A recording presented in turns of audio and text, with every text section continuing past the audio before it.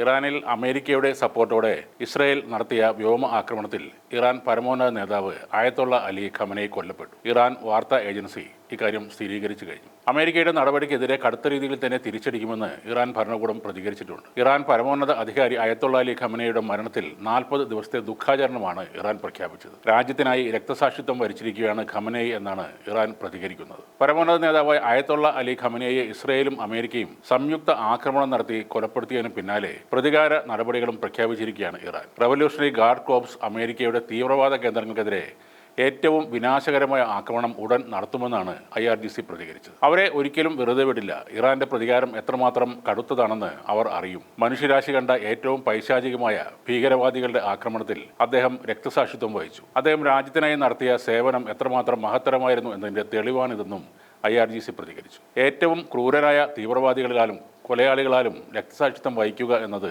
ആ മഹാനായ നേതാവിന്റെ സത്യസന്ധതയ്ക്കും അദ്ദേഹത്തിന്റെ നിസ്വാർത്ഥമായ സേവനങ്ങൾക്കുമുള്ള അംഗീകാരത്തിനുള്ള അടയാളമാണ് എന്നും IRGC പറയുന്നു. ഇറാനിൽ ഇസ്രായേൽ നടത്തിയ ആക്രമണത്തിൽ ആകെ 201 പേർ കൊല്ലപ്പെട്ടെന്നാണ് റിപ്പോർട്ടുകൾ. 800ഓളം പേർക്ക് പരിക്കേറ്റിട്ടുണ്ട്. ഇറാനിലെ ഹാർമോസ്കനിലെ ഒരു ഗേൾസ് സ്കൂളിൽ ഇസ്രായേൽ നടത്തിയ ആക്രമണത്തിൽ വിദ്യാർത്ഥികൾ ഉൾപ്പെടെ 108 പേരാണ് കൊല്ലപ്പെട്ടത്. ഇറാനിലെ ജിംനീഷ്യത്തിൽ നടന്ന ഇസ്രായേൽ ആക്രമണത്തിൽ 15 പേർ കൊല്ലപ്പെട്ടു. തിരിച്ചടിയായി വിവിധ ഗൾഫ് രാജ്യങ്ങളിലെ അമേരിക്കൻ വ്യോമതാവളങ്ങൾ ലക്ഷ്യമിട്ട് ഇറാൻ നടത്തിയ ആക്രമണത്തിൽ കനത്ത നാശനഷ്ടങ്ങൾ ഉണ്ടായി. Bahrain, Kuwait, Abu Dhabi, Qatar, Doha, Dubai അടക്കമുള്ള സ്ഥലങ്ങളിൽ ആക്രമണം നടന്നു. ബഹ്റൈനിൽ ജനവാസ മേഖലയിലാണ് ആക്രമണം ഉണ്ടായത്. ദുബായിലെ വിനോദസഞ്ചാര കേന്ദ്രമായ പാം ജുമേരയിലെ റെസിഡൻഷ്യൽ കെട്ടിടത്തിന് നേരെ ആക്രമണം ഉണ്ടായി. സംഭവത്തിൽ 4 പേർക്ക് പരിക്കേറ്റതായും അവരെ ഉടൻ മെഡിക്കൽ സൗകര്യങ്ങളിലേക്ക് മാറ്റിയതായും ദുബായ് അധികൃതർ പറയുന്നുണ്ട്. ദുബായ് സിവിൽ ഡിഫൻസ് സ്ഥലത്തെത്തി സ്ഥിതിഗതികൾ നിയന്ത്രണ വിധേയമാക്കിയിട്ടുണ്ട്. ദുബായ് വിമാനത്താവളത്തിലും ഇറാന്റെ ഡ്രോണുകൾ എത്തിയിരുന്നു. എന്നാൽ നാശനഷ്ടങ്ങൾ ഇല്ലെന്നാണ് അധികാരികൾ അറിയിക്കുന്നത്. ഖമനേയിയുടെ മരണം അക്ഷരാർത്ഥത്തിൽ ഇറാനെ ഞെട്ടിച്ചിരിക്കുകയാണ്. ആയത്തുള്ള അലി ഖമനേയിയുടെ യുഗം അവസാനിക്കുമ്പോൾ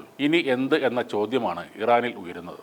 1989 ആയത്തുള്ള റൂഹുള്ള ഖമേനിയുടെ മരണശേഷമാണ് ഖമേനി അധികാരത്തിലെത്തുന്നത്. അക്കാലത്ത് പലരും അദ്ദേഹത്തെ ഒരു ദുർബലനായ പിൻഗാമിയായിട്ടാണ് കണ്ടിരുന്നത്. ഇസ്ലാമിക് റിപ്പബ്ലിക്കിനെ തകരാതെ കാത്തു സൂക്ഷിക്കുക എന്നതായിരുന്നു അദ്ദേഹത്തിന്റെ പ്രധാന ലക്ഷ്യം. 8 വർഷത്തോളം നീണ്ടുനിന്ന ഇറാൻ ഇറാഖ് യുദ്ധകാലത്തിലൂടെയാണ് ഖമനേയി എന്ന നേതാവിനെ ലോകം ശ്രദ്ധിക്കുന്നത്. ലോകത്തിലെ വലിയ ശക്തികളുടെ പിന്തുണയുള്ള ഇറാഖിനെതിരെ ഒറ്റപ്പെട്ട് പോരാടിയ ഇറാനെ നയിച്ച് ഖമനേയി തന്റെ മികവ് തെളിയിച്ചു. ശത്രുക്കളെ നേരിട്ട യുദ്ധത്തിൽ പരാജയപ്പെടുന്നതിന് പകരം ശത്രുക്കൾക്ക് താങ്ങാനാവാത്ത നഷ്ടമുണ്ടാകുന്ന രീതിയിലേക്ക് രാജ്യത്തിന്റെ പ്രതിരോധ സംവിധാനത്തെ അദ്ദേഹം മാറ്റിയെടുത്തു. ആ രീതിയാണ് ഇറാൻ ഇപ്പോഴും പിന്തുടരുന്നത്.